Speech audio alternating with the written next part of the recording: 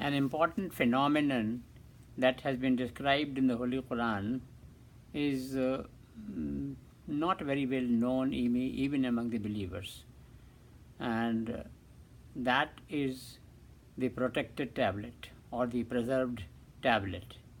The terminology which has been used by God in the Holy Quran for this phenomenon in Arabic language in the book is Lawh Mahfuz, the protected tablet. It is believed that even before humanity was created, even before the world came into being, all the messages, all the revelations that God had decided that in future He will make to the humanity through various messengers and various prophets, the text of these messages and these revelations was already mentioned in the protected tablet, in the Lawh Mahfuz. As the humanity came into being and God appointed messengers, He said that He has appointed messengers in every part of the world and in every phase of human history. So as He kept on appointing messengers, anointing them, and He decided that to some of the messengers He will also give His revelation, His book. So some part from the protected tablet was taken out and was revealed. This is the grand scheme which has been reiterated by God in chapter number 2, Surah Baqarah, verse number 38 and 39. He keeps on saying there, as well as in other places in the Holy Book, that is the Holy Quran, that there have been no people to whom a messenger, a warner has not been sent. So we have to think it through properly. For that purpose, I take you to chapter number 40, Surah Al-Ghafir, verse number 78. There God describes two kinds of messengers, two categories of messengers. A, those whose names are mentioned by Him in the books, and B, those whose names are not mentioned in any of the books. That is important to note. But He says in 40.78 and explains it further in chapter number 4, that is Surah Nisa, Al-Nisa, verse number 163 and 164, that in both the categories of messengers, there are those to whom God has given His revelations, His books. But some of the messengers to whom books have been given, their names are not mentioned by Him. That is His decision. And some of the recipients of His message, their names have been mentioned by Him in the book. That's important to note before we proceed further.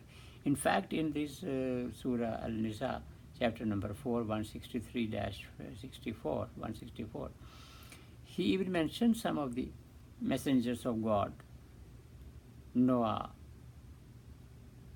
Jesus, Moses, Abraham, Isaac, Ismail, Jacob, Jonas, Aaron, David. I'm taking these names by which the English knowing people are usually know these messengers. Otherwise, Arabic names are slightly different in pronunciation. And in various other places in the Holy Quran, He has mentioned other names of the messengers also. So in all, there are about 25 messengers whose names are mentioned. But mind you that some of the, even those messengers whose names are not mentioned, even to those some books have been given.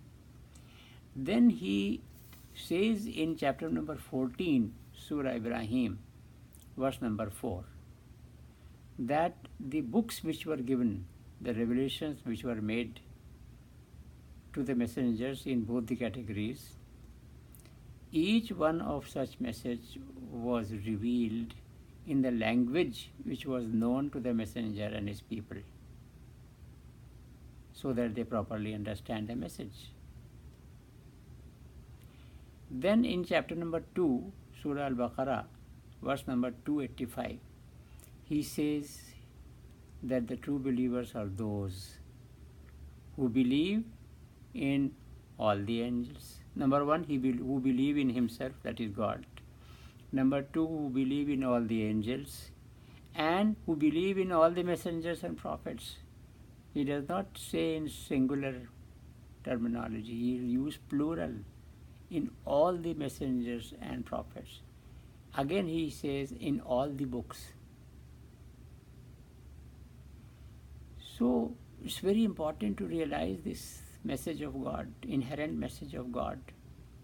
Then he concludes in chapter number 4 once again, Surah Al-Nisa, verse number 136, that those who do not believe in all the messengers, in all the prophets, in all the books, they are not on the right path. He gives this warning.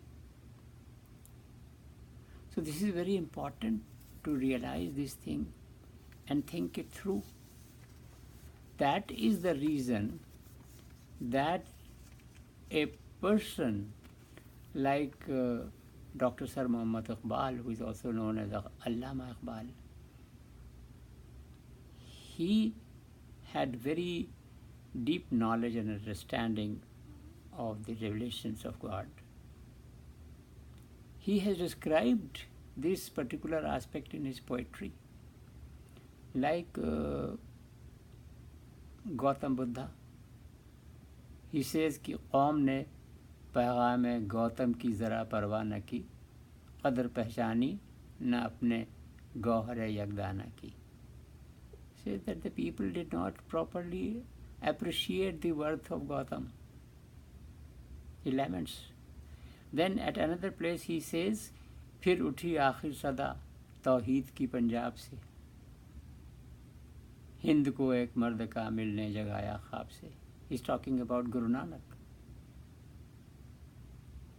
the grand person of the Sikh faith. Then he says, लबरेज है शराब हकीकत से जाम हिंद, सब फ़लसफ़ी हैं ख़ित्ता मग़रिब के राम हिंद, है राम के वजूद पे हिंदुस्तान को नाज, अहले नज़र समझते हैं उसको इमाम Hind.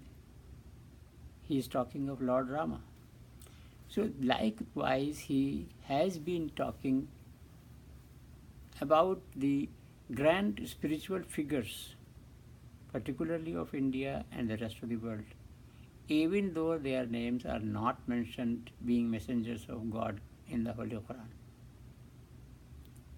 But the ultimate message, the net message, the crux of the message of God is that I am giving you a message of interfaith, very strong message, positive message for maintaining interfaith love and affection among the followers of various faiths. So this is our duty as true believers, that even with this particular aspect of God's message which has been revealed to us through the Holy Quran, we should do our best, we should go out of our way and implement this mandate, this divine mandate, for maintaining and cherishing and nurturing interfaith love and affection in our country and in the whole world.